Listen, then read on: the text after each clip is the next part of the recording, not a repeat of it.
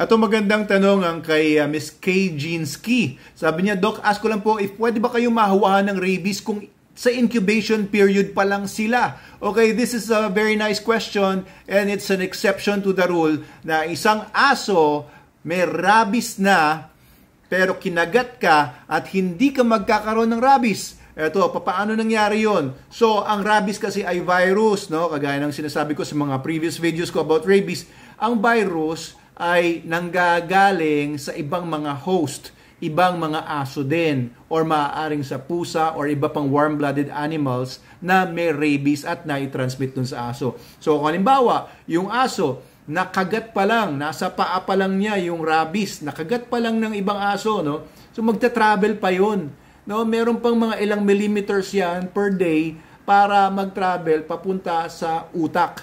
At pag nanggaling na sa utak, tsaka pa lang siya magta-travel ulit papunta sa mga periphery nerves, including yung mga nerves sa salivary gland. And pagka nakapunta na siya sa salivary gland, tsaka pa lang siya magta-transmit ng rabies kapag ka nakakagat o nakadila yung aso na yan. Okay, so it takes some time. Sinasabi ni Miss K ay incubation period pa lang, ibig sabihin ay hindi pa nagta-travel yung rabies or nagta-travel pa lang, papunta pa lang sa brain. So wala pang signs ng rabies yung aso na yun. Hindi pa siya nababaliw, hindi pa siya natatakot sa ilaw or hindi pa siya parang nag-change ng behavior. May rabies na siya pero hindi pa siya naglalabas ng rabies sa laway niya o sa kagat niya. Okay, so yun ang exception to the rule. May rabies yung aso pero hindi ka magkakarabis kahit kagatin ka niya.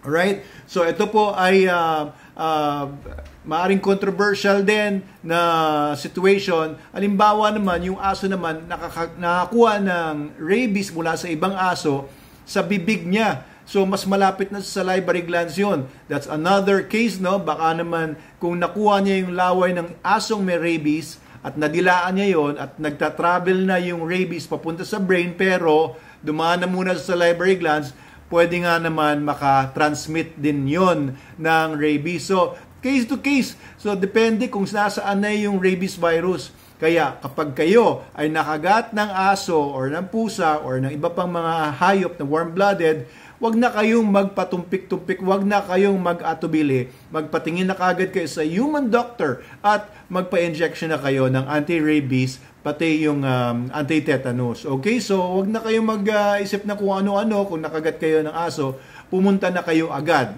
Kung kayo man ay meron ng anti-rabies dati pa, last year, nabigyan na kayo ng injection, nakagat kayo ulit ngayon, pumunta pa rin kayo sa inyong human doctor para magpa-inject naman ng antigens ulit para malabanan po kung may rabies man yan. Kasi ang totoo niya ng rabies ay napakalaking problema. 200 to 300 people in the Philippines die because of rabies. Every year, consistent yan. Matagal na panahon na tayong ganyan ng problema sa Pilipinas and it's all because of the prevalence of stray dogs and mga stray dogs na nagkakalat ng rabies as vectors. Okay, 99% galing kasi sa stray dogs ang mga rabies virus na napupunta sa mga tao. Thank you sa inyong tanong, Miss K. Thank you. No? Maganda yung inyong naisip. Nasa incubation period pa lang, maaring hindi pa nagtatransmit ng rabies yun. Thank you po.